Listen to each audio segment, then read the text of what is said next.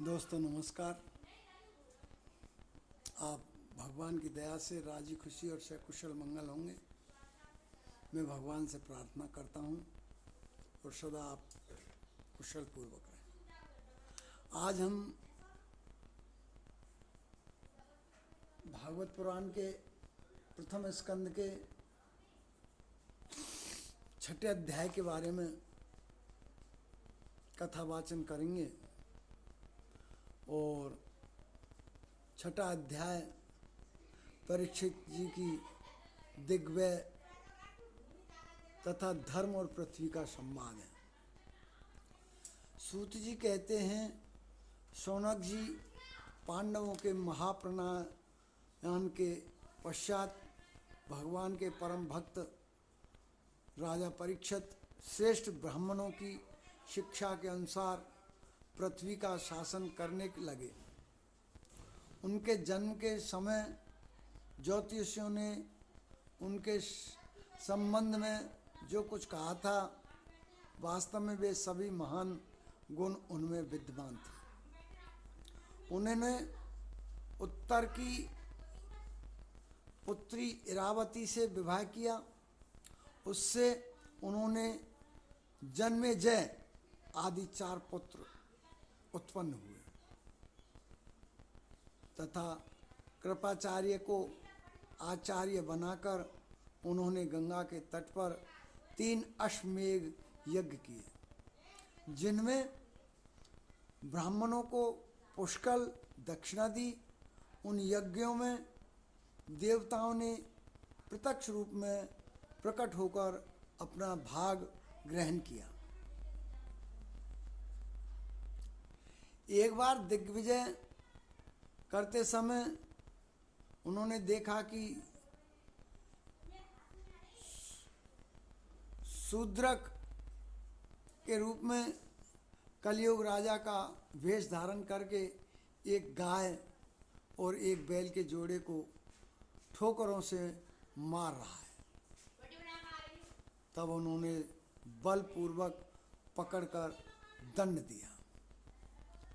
शौनक जी ने पूछा, महाभाग्यवान सूत जी, दिग्विजय के समय महाराज परीक्षित ने कलयुग को दंड देकर ही क्यों छोड़ दिया? मार क्यों नहीं दिया? मार क्यों नहीं डाला? क्योंकि राजा का वेश धारण करने पर भी ये था तो वह अधम शूद्र ही, जिसने गाय को लात से मारा था। यदि वह प्रसंग भगवान श्री कृष्ण की लीला से अथवा उनके चरण कमलों के मकरंद रस का पान करने वाले रसिक महानुभावों से संबंध रखता हो तो अश्व कहिए। दूसरी व्यर्थ की बातों से क्या लाभ? उनमें तो आयु व्यर्थ नष्ट होती है। प्यारे सूत जी, जो लोग चाहते तो हैं मोक्ष, परंतु अल्पायु होने के कारण मृत्यु से ग्रस्त हो रहे हैं, उनके कल्याण के लिए भगवान यम का आह्वान करके उन्हें यहाँ सामित्र कर्म से नियुक्त कर दिया गया है, कर्म में नियुक्त कर दिया गया है। जब तक यमराज यहाँ इस कर्म नियुक्त हैं, तब तक किसी की मृत्यु नहीं होगी।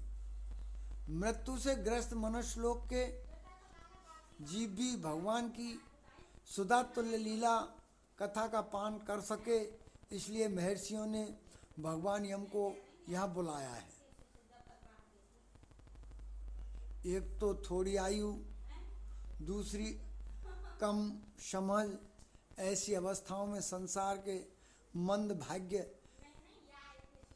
विषयी पुरुषों की आयु व्यर्थ ही बीती जा रही है।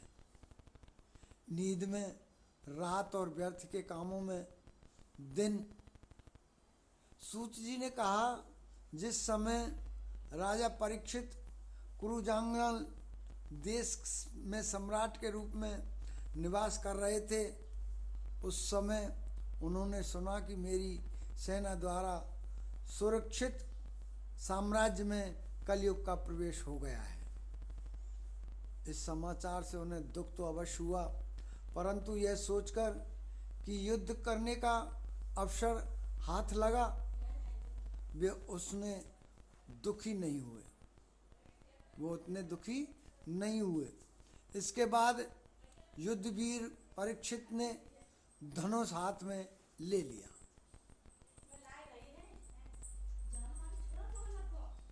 वे श्याम वर्ण के घोड़ों से जुते हुए सिंह की ध्वजा वाले सुसज्जित रथ पर सवार होकर दिग्विजय करने के लिए नगर से बाहर निकल पड़े। उस समय रथ, हाथी, घोड़े और पैदल सेना उनके साथ साथ चल रही थी। उन्होंने भद्राश्व, केतुमाल, भारत, उत्तर कुरु और किमपुरुष आदि सभी वर्णों को जीतकर वहाँ के राजाओं से भेंट ली। उन्हें उन देशों में सर्वत्र अपने पूर्वज महात्माओं का सुयश सुनने को मिला। उस यशोगान से पद पद पर भगवान श्री कृष्ण की महिमा प्रकट होती है। इसके साथ ही उन्हें यह भी सुनने को मिलता था कि भगवान श्री कृष्ण ने अश्वत्थामा के ब्रह्मास्त्र की ज्वाला से किस प्रकार उनकी रक्षा की थी। यदुवंशी और पांडव में परस्पर कितना प्रेम था तथा पांडवों की भगवान श्री कृष्ण ने कितनी भक्ति थी। जो लोग उन्हें ये चरित्र सुनते या सुनाते उन पर महामना राजन परीक्षित बहुत प्रसन्न होते। उनके नेत्र प्रेम से खिल उठते थे। वे बड़ी उदारता से उन्हें बहुमूल्य वस्त्र और मणियों के हार उपहार रूप में देते थे। वे सुनते ही भगवान श्री कृष्ण ने प्रेम पर वश होकर पांडवों के सारथी का काम किया, उनके सभासद बने, यहाँ तक कि उनके मन के अनुसार काम करके उनकी सेवा भी की। उनके सखा तो थे ही, दूत भी बने। वे रात को शस्त्र ग्रहण करके वीरासन से बैठ जाते और शिविर का पहरा देते।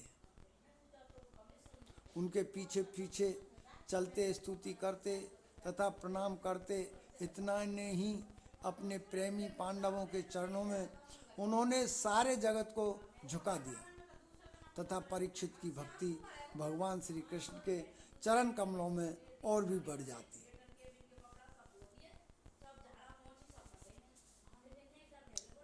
इस प्रकार वे दिन दिन पांडवों के आचरण का अनुसरण करते हुए दिग्विजय कर रहे थे।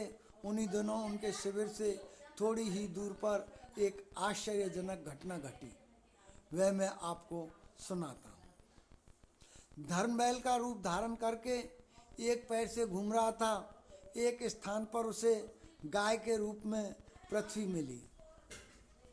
पुत्र की मृत्यु से दुखीन माता के समान उसके नेत्रों से आंसुओं के झरने झर रहे थे। उसका शरीर श्रीहीन हो गया था। धर्म पृथ्वी से पनपने लगा। धर्म ने कहा, कल्याणी, कुशल से तो होने, तुम्हारा मुख कुछ कुछ मलिन हो रहा है, तुम श्रीहीन हो रही हो। मालूम होता है तुम्हारे हृदय में कुछ न कुछ दुख अवश्य है। क्या कोई संबंधी दूर देश में चला गया है जिसके लिए तुमने इतनी चिंता कर रखी है? कहीं तुम मेरी तो चिंता नहीं कर रही थी या नहीं कर रही हो कि अब इसके 3 पैर टूट गए, एक ही पैर रह गया है। संभव है तुम अपने लिए शोक कर रही हो। कि अब शूद्र तुम्हारे ऊपर शासन करेंगे। तुम्हें इन देवताओं के लिए भी खेद हो सकता है जिन्हें अब यज्ञों में आहुति नहीं दी जाती, अथवा उस प्रजा के लिए भी जो वर्षा न होने के कारण अकाल एवं दुर्भिक्ष से पीड़ित हो रहे हैं या पीड़ित हो रही हैं। देवी, क्या तुम राक्षस शरीर के मनुष्यों के द्वारा सताई हुई आरक्षित स्त्रियों एवं आर्त बल को लिए शोक कर रही हो? संभव है विद्या अब कुकर्मी ब्राह्मणों के चुंगल में पड़ गई है और ब्राह्मण विप्रद्रोही राजाओं की सेवा करने लगे हैं और इसी का तुम्हें दुख है। आपके नाम मात्र के राजा तो 16 आने कलयुगी ही हो गए हैं। उन्होंने बड़े बड़े देशों को भी उजाड़ डाला है, क्योंकि तुम उन राजाओं या देशों के लिए शोक कर रही हो। आज की जनता खान पान, वस्त्र, स्नान और स्त्री सहवास आदि में शास्त्रीय नियमों का पालन न करके स्वेच्छाचार कर रही है। क्या इसके लिए तुम दुखी हो? माँ पृथ्वी, अब समझ में आया हो न हो तुम्हें भगवान श्री कृष्ण की याद आ रही होगी, क्योंकि उन्होंने तुम्हारा भार उतारने के लिए ही अवतार लिया था और ऐसी लीलाएं की थीं जो मोक्ष का भी अवलंबन है। अब उनके लीला संवरण कर लेने पर उनके परित्याग से तुम दुखी हो रही हो।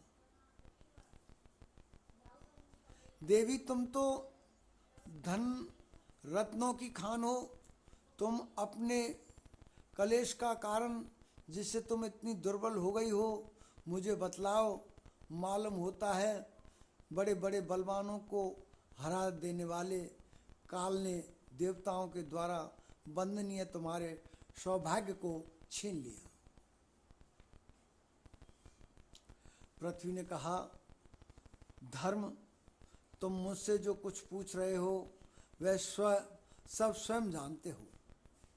जिन भगवान के सहारे तुम सारे संसार को सुख पहुंचाने वाले अपने चारों चरणों से युक्त थे, जिनमें सत्य, पवित्रता, दया, क्षमा, त्याग, संतोष, सरलता, सम, दम, तप, समता, तितिक्षा, उपरति, शास्त्र विचार, ज्ञान, वैराग्य, ऐश्वर्य, वीरता, तेज, बल, स्मृति, स्वतंत्रता, कौशल, कांति, धैर्य, कोमलता, निर्भीकता, विनय, शील, साहस, उत्साह, बल, सौभाग्य, गंभीरता, स्थिरता, आस्तिकता, कीर्ति, गौरव और निरंकारता, ये 39 अप्राकृत गुण तथा महात्माकांक्षी पुरुषों के द्वारा वांछनीय शरणागत वत्स लता आदि और भी बहुत से महान गुण उनकी सेवा करने के लिए नित्य निरंतर निवास करते हैं। एक क्षण के लिए भी उनसे अलग नहीं होते। उन्हीं समस्त गुणों के आश्चर्य सौंदर्य धाम भगवान श्री कृष्ण ने इस समय इस लोक से अपनी लीला संवरण कर ली और यह संसार पापमय कलयुग की कुदृष्टि का शिकार हो गया।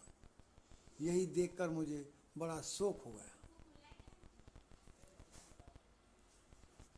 अपने लिए देवताओं में श्रेष्ठ तुम्हारे लिए देवता, पितर, ऋषि, साधु और समस्त वर्णों तथा आश्रमों के मनुष्यों के लिए मैं शोकग्रस्त हो रही हूँ।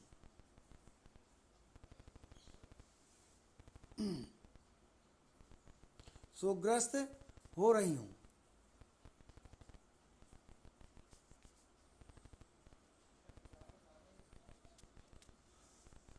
इस प्रकार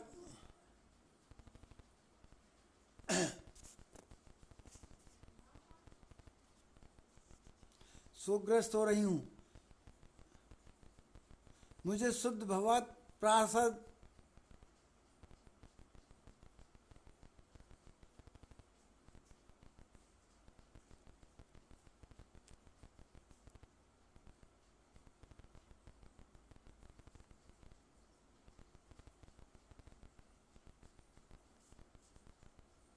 मुझे सत्य भागवत और प्राप्त होने का कल्प के अंत में जिस समय भगवान नारायण एकार्ण प्रलयकालीन समुद्र के जल में शयन करते हैं, उस समय उनके हृदय में शयन करने की इच्छा से इन सारी सृष्टि को समेटकर ब्रह्मा जी जब प्रवेश करने लगे, तब उनके श्वास के साथ मैं भी उनके हृदय में प्रवेश कर गया।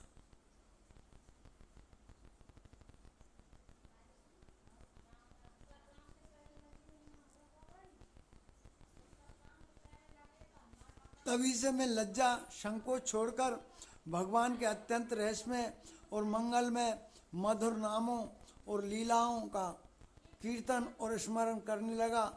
स्पृहा और मद मत्सर मेरे हृदय से पहले ही निवृत्त हो चुके थे। अब मैं आनंद से काल की प्रतीक्षा करता हुआ पृथ्वी पर विचरने लगा। व्यास जी इस प्रकार भगवान की कृपा से मेरा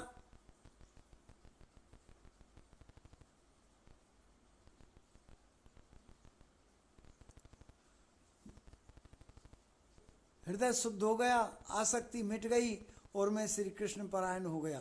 कुछ समय बाद जैसे एकाएक बिजली कौंध जाती है, वैसे ही अपने समय पर मेरी मृत्यु आ गई।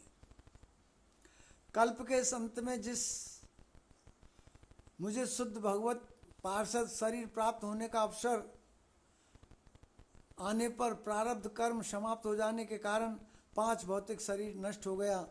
कल्प के अंत में जिस प्रकार भगवान नारायण एकार्पण प्रलयकालीन समुद्र के जल में शयन करते हैं, उस समय उनके हृदय में शयन करने की इच्छा से इस सारी सृष्टि को समेटकर ब्रह्मा जी जब प्रवेश करने लगे, तब उनके श्वास के साथ मैं भी उनके हृदय में प्रवेश कर गया। एक सहस्त्र चतुर्युगी बीत जाने पर जब ब्रह्मा जगे और उन्होंने सृष्टि करने की इच्छा की, तब उनकी इंद्रियों से मरीचि आदि ऋषियों के साथ मैं भी प्रकट हो गया। तभी से भगवान की कृपा से वैकुंठ आदि में और तीनों लोक में बाहर और भीतर बिना रोक टोक विचरण किया करता हूँ। मेरे जीवन का व्रत भगवत भजन अखंड रूप से चलता रहता है। भगवान की दी हुई इस स्वर ब्रह्म से विभूति वीणा पर तान छेड़कर मैं उनकी लीलाओं का गान करता हुआ सारे संसार में मैं विचरण करता हूँ। जब मैं उनकी लीलाओं का गान करने लगता हूँ, तब वे प्रभु जिनके चरण कमल समस्त तीर्थों की उद्गम स्थान हैं और उनका यशोगान मुझे बहुत ही प्रिय लगता है, बुलाए हुए की भांति तुरंत मेरे हृदय में आकर दर्शन दे देते हैं। जिन लोगों का चित्त निरंतर विषय भोगों की कामना आतुर हो रहा है, उनके लिए भगवान की लीलाओं का कीर्तन संसार सागर से पार जाने का जहाज है। यह मेरा अपना अनुभव है। काम और लोभ की चोट से बार बार घायल हुआ हृदय श्री कृष्ण से सेवाओं से जैसी पृथक शांति का अनुभव करता है, यम नियम आदि योग मार्गों से वैसी शांति नहीं मिल सकती। व्यास जी, आप निष्पाप हैं। आपने मुझसे जो कुछ पूछा था वह सब अपने जन्म और साधना का रहस्य तथा आपकी आत्मतुष्टि का उपाय मैंने बतलाया। श्री सूर्य जी कहते हैं, सौनकादि ऋषियों देव ऋषि नारद ने व्यास जी से इस प्रकार कहकर जाने की अनुमति ली और वीणा बजाते हुए स्वच्छंद विचरण करने के लिए वे चल पड़े। आहा, ये देव ऋषि नारद धन्य है, क्योंकि ये भगवान की कीर्ति को अपनी वीणा पर गा गा कर स्वयं तो आनंद मग्न होते ही हैं, साथ साथ इस तप्त जगत को भी आनंदित करते रहते हैं। इसी के साथ श्री मद्भागवत महापुराणे पार महंस्याम संहितायाम प्रथम स्कंदे व्यास नारद संवादे 6वां अध्याय समाप्त। राधे कृष्ण। अच्छा लगे तो महाराज आप लाइक और सब्सक्राइब कर देना और आगे बढ़ते हैं। मिलते हैं कल 7वें अध्याय। राधे कृष्ण। राधे राधे। लाइक और सब्सक्राइब कमेंट जरूर करना गुरु जी, है ना।